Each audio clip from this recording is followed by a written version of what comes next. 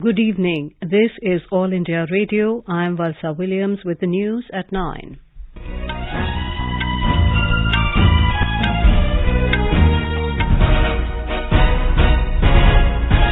The headlines. Prime Minister Narendra Modi says Gati Shakti National Master Plan is going to change face of India's infrastructure and its multimodal logistics. Finance Minister Nirmala Sitharaman says India is putting across the voice of the Global South at G20.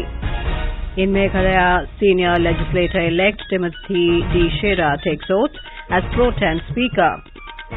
In Indonesia, at least 17 people killed in a huge fire in capital Jakarta.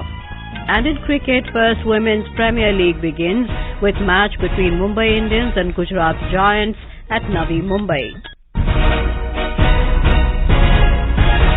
The Prime Minister Narendra Modi has said PM Gati Shakti National Master Plan is going to change the face of India's infrastructure and its multimodal logistics.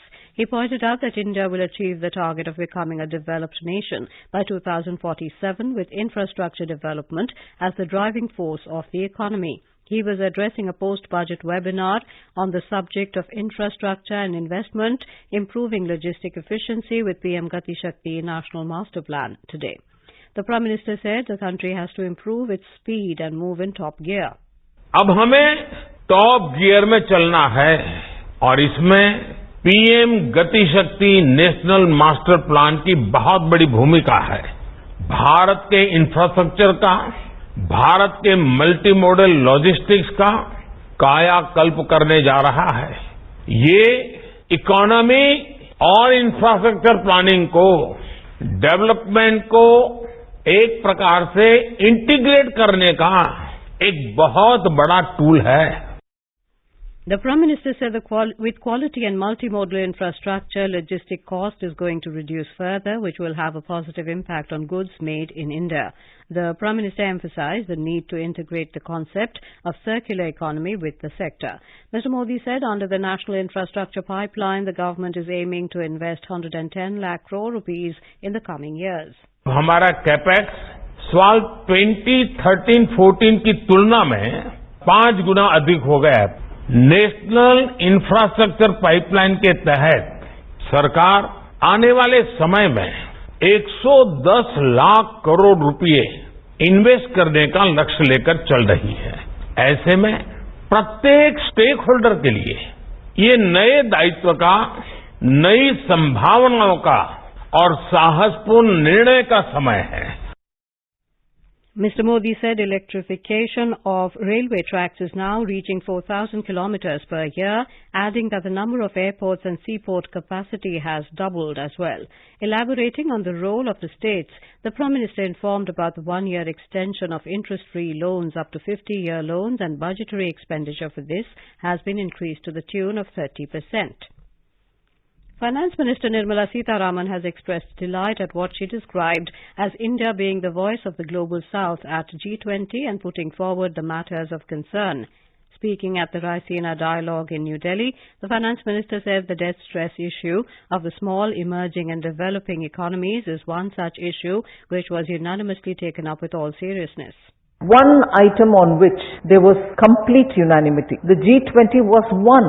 There was no difference of opinion. And India was able to convince that we need to deal with the low-income countries. I'll name the country, one of them, Sri Lanka. There was complete unanimity that we have to deal with debt-related stress issues as early as it is required. Ms. Sitharaman reiterated the need for reformation of multilateral institutions, including the World Bank, that deal with funding of developmental issues. She emphasized that there should be no delay in the process. The minister said India has an expert panel on how multilateral development institutions should respond to 21st century challenges. Commerce and Industry Minister Piyush Goyal today expressed confidence that the country's merchandise and services exports would touch $750 billion this year. He also informed that the export figure for last year had already been crossed in February. Speaking at the Raisina Dialogue in New Delhi, the minister underlined that focus on sustainability and added that quality will hold India in good stead in the times to come.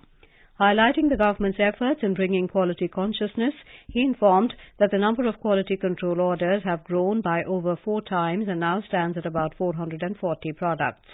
He said that it will grow up to 2,000 in the next 2 years and help the country in achieving its zero defect, zero effect inspiration. Australian Prime Minister Anthony Albanese will be arriving on a state visit to India on the 8th of March. He will be accompanied by 2 ministers, senior officials and a high-level business delegation. This is Mr. Albanese's first visit to India as Prime Minister.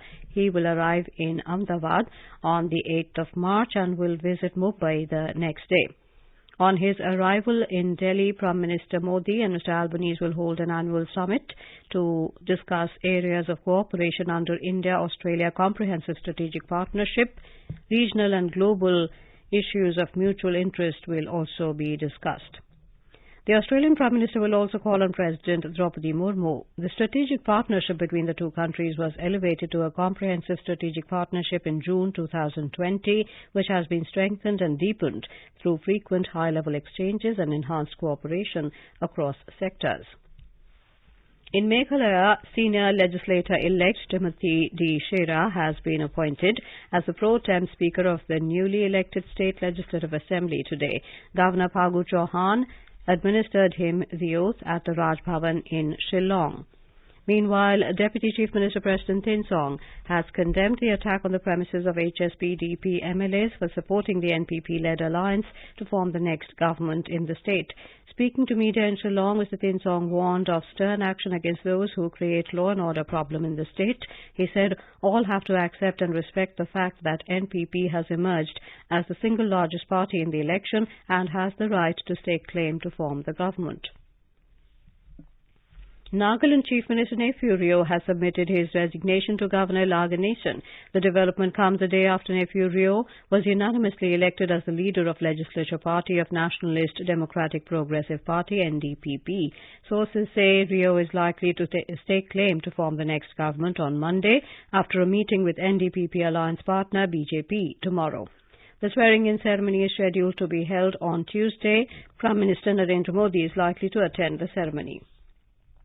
This is All India Radio giving you the news. For quick news updates round the clock, follow us on our Twitter handle at AIR News Alerts. President Draupadi Murmu launched the Jal Shakti Abhiyan Catch the Rain 2023 campaign in New Delhi today. The theme of the campaign is Source Sustainability for Drinking Water. The President conferred the Swachh Sujal Shakti Samman 2023 under various categories of the Swachh Bharat Mission.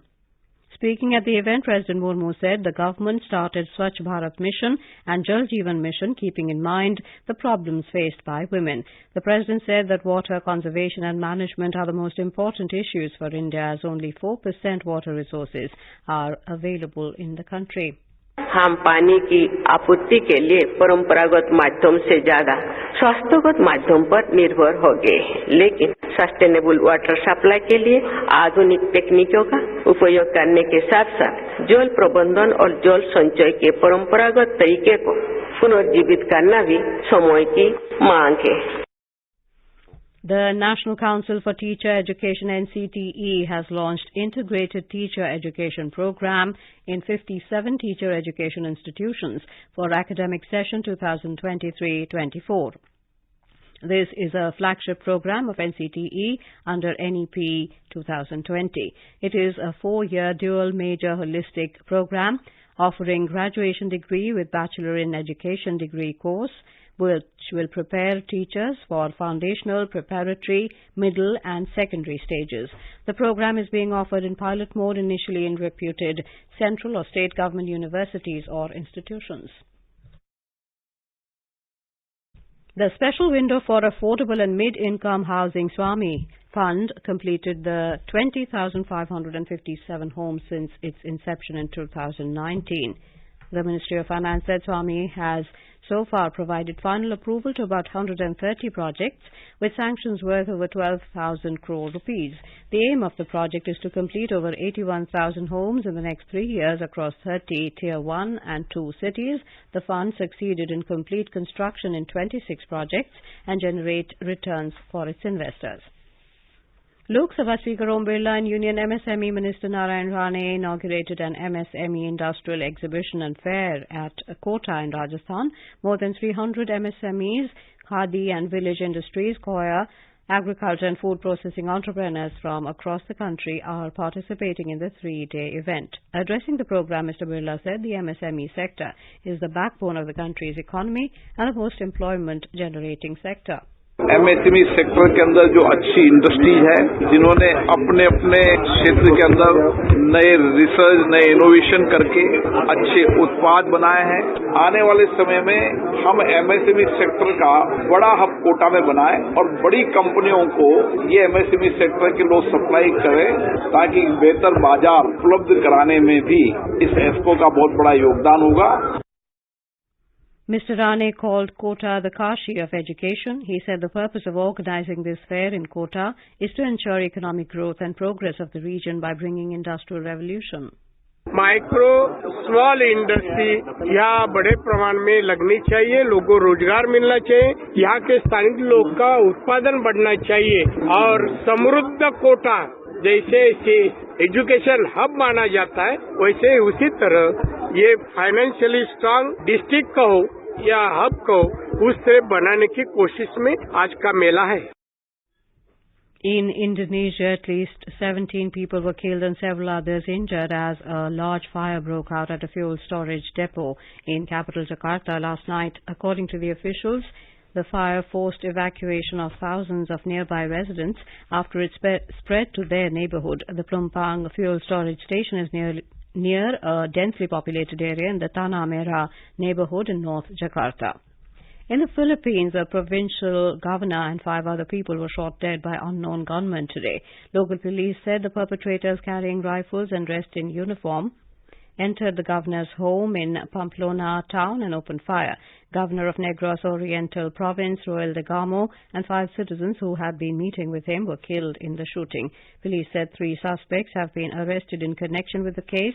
Arms and ammunition were also seized from them.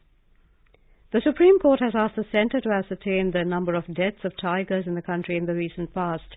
A bench headed by Justice K.M. Joseph passed the direction while hearing a plea that sought to relocate human settlements from reserve forests to save the tiger population in the country. Justice B.V. Nagaratna, also part of the bench, said she came across a newspaper report recently about death of many tigers. The bench posted the matter for hearing for later this month. The inaugural edition of the Women's Premier League WPL commenced this evening with the opening match between Mumbai Indians and Gujarat Giants at the D.Y. Patil Sports Stadium in Navi Mumbai. Mumbai Indians were 159 for 3 in 16 overs when reports last came in. Earlier, Gujarat Giants skipper Beth Mooney won the toss and opted to field. Harmanpreet Kaur leads the Mumbai side. The other 3 teams taking part in the tournament are Royal Challengers Bangalore, Delhi Capitals and UP Warriors. Smriti Mandhana will lead RCB, while Australian player Meg Lanning will be at the helm of Delhi Capitals, and Australian wicketkeeper and batter Alyssa Healy is leading UP Warriors in the tournament. Youth Affairs and Sports Minister Anurag Singh Thakur launched Yuva Utsav India 2047 from Ropar in Punjab today. He also launched the dashboard of Yuva Utsav during the event. In his address, Mr. Thakur said, in the first phase, Yuva Utsav is being organized in 150 districts across the country to promote youth power till the 31st of March 2023. In the first phase, programs are being conducted by schools and colleges of the districts. The Ministry of Youth Affairs and Sports, through its flagship organization Nehru Yuva Kendra Sangathan, is conducting Yuva Utsav India at 2047 in all districts across the country. And now, before we enter the bulletin, the headlines once again. Prime Minister Narendra Modi says Gati Shakti National Master Plan is going to change the face of India's infrastructure and its multimodal logistics.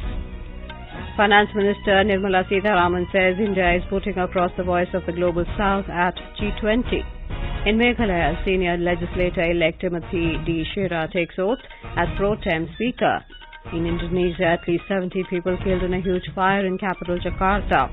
And in cricket, first Women's Premier League begins with match between Mumbai Indians and Gujarat Giants at Navi Mumbai. That is all in the news at 9. Good night.